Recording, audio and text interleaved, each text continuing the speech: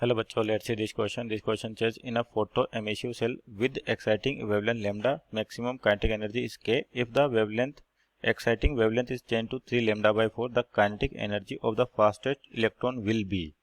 तो यहाँ पर आपका जो क्वेश्चन बेस्ड है किस पे, फोटो इलेक्ट्रिक इफेक्ट पे। तो आपके पास की कॉन्सेप्ट यहाँ पे ले सकते हैं कि आपको एक वेवलेंथ दे रखी है जिसके कोरस्पॉन्डिंग आपके पास के lambda maximum kinetic energy photoelectron मिल रहा है। तो की कॉन्सेप्ट बेसिकली आपके पास यहाँ देखिए आइंस्टीन इक्वेशन हो जाएगा, आइंस्टीन फोटो इलेक्ट्रिक इक्वेशन। इसके अकॉर्डिंग क्या होता है आपके पास कि जो के मैक्स है यानी कि maximum energy of photo electron equal to क्या होती है, एनर्जी ऑफ फोटोन जो लिखी जाती है HF माइनस 5 होता है वर्क फंक्शन आपके पास। तो यहाँ पर अपन इसको एफ को क्या लिख सकते हैं, सी बाई लेमडा। तो क्या इक्वेशन हो जाएगा अपने पास, तो के मैक्स हो जाएगा, के दे रखा है अपने को और एच एफ की वैल्यू होगी सी बाई लेमडा माइनस 5। तो ये पहली कंडीशन हो गया आपके पास।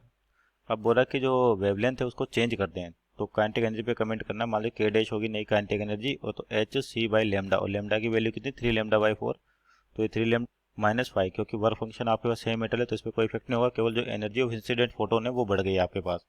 तो ये दो इक्वेशन होगी। मान लीजिए इक्वेशन नंबर 1 को अपन फिर से क्या करें, 4/3 से मल्टीप्लाई कर दे, सपोज करिए 4/3 से।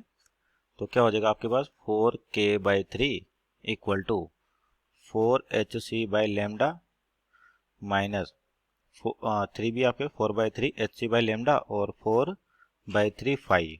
ये इक्वेशन होगी। मान लीजिए इक्वेशन नंबर 3 कह देते हैं।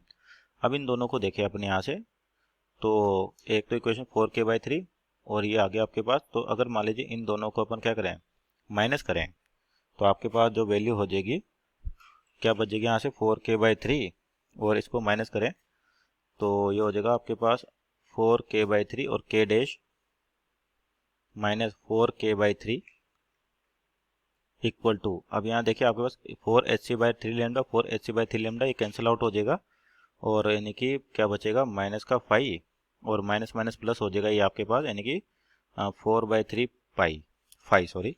तो ये क्या क्या अपन इक्वेशन 2 में से इक्वेशन 3 को सब्ट्रैक्ट करने पर आपके पास ये वैल्यू आ गई। तो अब यहाँ पर ये जो हो जाएगा ये क्या, के डैश की वैल्यू लिखी अपन यहाँ से नेक्स्ट स्लाइड में।